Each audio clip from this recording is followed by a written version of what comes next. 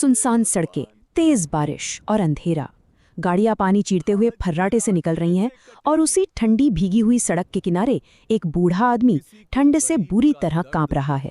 कोई गाड़ी नहीं रुकती, किसी को कोई परवाह नहीं। उसी मूसलाधार बारिश में 14 साल का एक लड़का नजर आता है। फटे पुराने कपड़े, हाथ में चाय की एक केतली। ये अर्जुन है।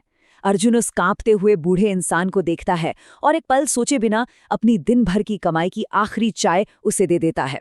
जब वो बूढ़ा इंसान हैरानी से पूछता है कि बेटा तूने अपनी आखिरी चाय मुझे क्यों दे दी, तो अर्जुन बड़ी ही मासूमियत से कहता है, भूख और ठंड अमीर गरीब देखकर नहीं आती बाबा। जरा सोचकर देखिए, जो बच्चा खुद भूखा है वो किसी और के दर्द को कितनी गहराई से महसूस कर रहा है। अब यहाँ दो बिल्कुल अलग दुनिया हमारे सामने आती है। एक तरफ अर्जुन है जिसकी माँ बहुत बीमार है, वो खुद भूखा रहता है लेकिन अपनी माँ से झूठ बोलता है कि उसने पेट भर खा लिया है। स्कूल जाने की उम्र में वो स्टेशन पर चाय बेचता है। और दूसरी तरफ है विक्रम मल्होत्रा, 45 साल का एक बेहद अमीर बिजनेसमैन, बेशुमार दौलत, बड़ी बड़ी गाड़ियां, लेकिन दिल में कूट कूट कर भरा हुआ लालच और घमंड। ये दो ऐसे लोग हैं जिनका आपस में कोई मेल नहीं, लेकिन किस्मत इन्हें बहुत जल्द आमने सामने खड़ा करने वाली है। और ये सब शुरू होता है एक बहुत बड़ी लापरवाही से। विक्रम मल्होत्रा का एक बैग कहीं गायब हो जाता है, और ये कोई मामूली बैग नहीं था। इसके अंदर करोड़ों रुपए कैश और बेहद जरूरी कागजात थे।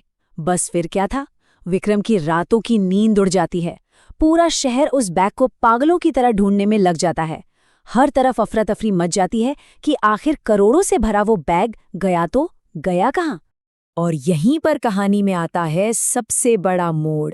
रात के घने अंधेरे में स्टेशन के पास वो करोड़ों का बैग किसी और को नहीं बल्कि अर्जुन को मिलता है। वो जैसे ही चेन खोलता है, अंदर नोटों की गड्डियां देखकर उसकी आंखें फटी रह जाती हैं। इतने पैसे कि उसकी बीमार माँ का बड़े से बड़े अस्पताल में इलाज हो जाए, एक पक्की छत मिल जाए, रातों रात किस्मत बदल जाए। ऐसे में किसी का भी ईमान डगमगा सकता है ना? कुछ पल के लिए शायद वो भी सोच में पड़ जाता है, लेकिन तभी उसे अपनी माँ की एक बात याद आती है कि बेटा, गरीबी बुरी नहीं होती, बेईमानी बुरी होती है। और उसी वक्त अर्जुन बैग को उसके मालिक तक पहुंचाने का फैसला कर लेता है। एक ऐसा फैसला जो उसकी जिंदगी में तूफान लाने वाला था। हालात इतनी तेजी से बिगड़ते हैं कि भरोसा करना मुश्किल हो जाता है। अर्जुन वो बैग लेकर विक्रम के ऑफिस पहुंचता है। फटे कपड़े देखकर गार्ड्स उसे धक्के मारकर भगा देते हैं, लेकिन वो हार नहीं मानता, वहीं बाहर डटा रहता है। जब विक्रम बाहर आता है तो अर्जुन ईमानदारी से वो बैग उसे सौंप देता है। सब कुछ सही सलामत होने के बावजूद विक्रम की नीयत में खोट आ जाता है।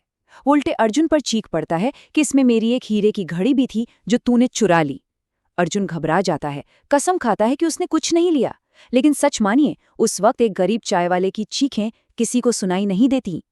पुलिस आती है और ईमानदारी के बदले अर्जुन के हाथों में हथकड़ियां डाल दी जाती हैं।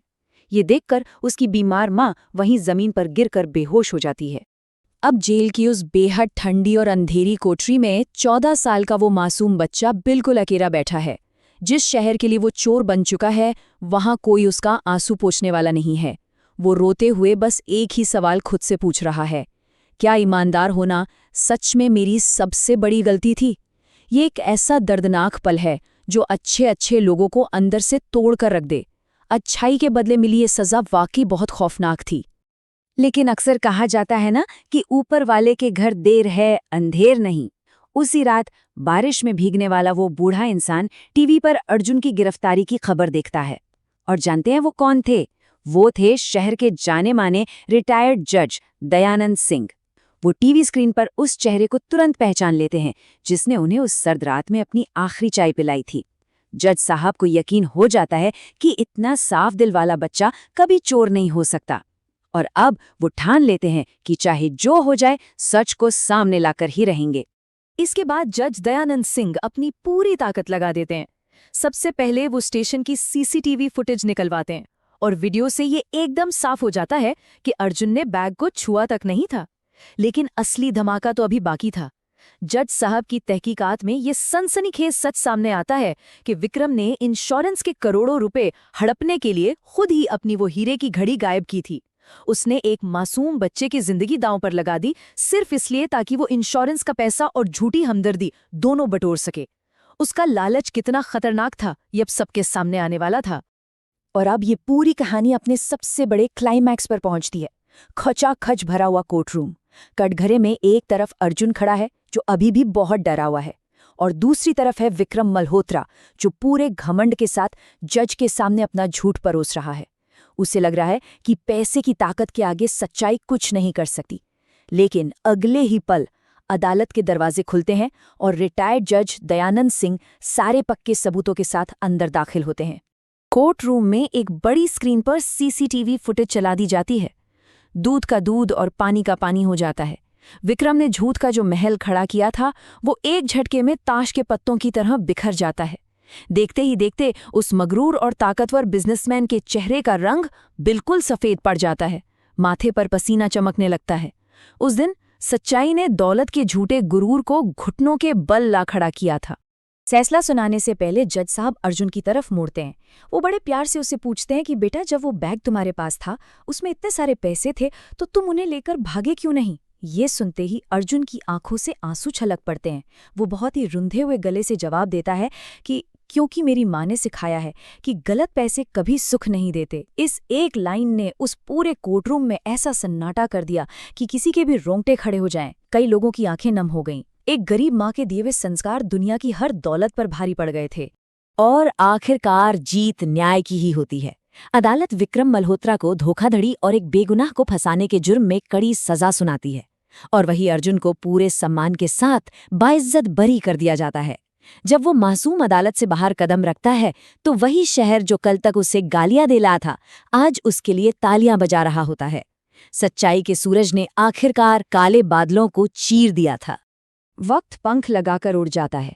पूरे 14 साल बीत चुके हैं। इन सालों में जज दयानंद सिंह ने अर्जुन का हाथ नहीं छोड़ा, उसकी पढ़ाई लिखाई का पूरा जिम्मा उठाया, और आज वो 14 साल का स्टेशन पर चाय बेचने वाला गरीब लड़का एक 28 साल का बेहद ईमानदार, तेज तर्रार और गर्व से भरा आईपीएस ऑफिसर बन चुका है। अपनी पुलिस की वर्दी में वो बिल्कुल वैसा ही लग रहा है जैसा उसकी माँ ने सपना देखा था। आज वो समाज के हर उस गरीब और बेबस इंसान की ढाल है जिसे न्याय की सबसे ज्यादा जरूरत है। कहानी का ये आखिरी मोड़ वाकई दिल को छू लेने वाला है। एक दिन आईपीएस ऑफिसर अर्जुन उसी पुराने रेलवे स्टेशन से गुजर रहा होता है। अचानक उसकी नज़र एक भूखे गरीब बच्चे पे पड़ती है। अर्जुन तुरंत उसके लिए अच्छा सा खाना लाता है और अपने हाथों से उसे खिलाने लगता है। वो बच्चा बड़ी हैरानी से उसकी तरफ देखता है और पूछता है कि साहब, आप इतने बड़े अफसर होकर हम जैसे गरीबों की मदद क्यों करते हो? अर्जुन बस एक हल्की सी मुस्कान के साथ जवाब देता है, क्योंकि इंसान की असली अमीरी उसके पैसे में नहीं, उसकी ईमानदारी में होती है। इस पूरी कहानी से एक बहुत गहरी बात निकल कर आती है, और वो ये कि ईमानदारी देर से जरूर जीतती है, लेकिन जीतती जरूर है। असल जिंदगी में कई बार ऐसा महसूस होता है कि झूठ और फरेब रॉकेट की रफ्तार से आगे बढ़ रहे हैं और सच्चाई बहुत पीछे रह गई है। विक्रम जैसे लोग कुछ वक्त के लिए हावी जरूर हो सकते हैं, लेकिन जब खेल खत्म होता है तो जीत अर्जुन जैसे सच्चे लोगों की ही होती है। इंसान की हैसियत उसके पैसों से नहीं बल्कि उसके किरदार से मापी जाती है। और अब जाते जाते एक सवाल जहन में रह जाता है। हम सभी की जिंदगी में एक ऐसा मुकाम जरूर आता है जब एक तरफ कोई बहुत बड़ा लालच खड़ा होता है और दूसरी तरफ सच्चाई का एक मुश्किल रास्ता। जब ईमानदारी की वो सबसे बड़ी परीक्षा सामने आएगी तो हम कौन सा रास्ता चुनेंगे? क्या वो जो बहुत आसान है या फिर वो जो एकदम सही है? ये एक ऐसा सवाल है जिसका जवाब हमें किसी और को नहीं बल्कि खुद अपने ज़मीर को देना होगा।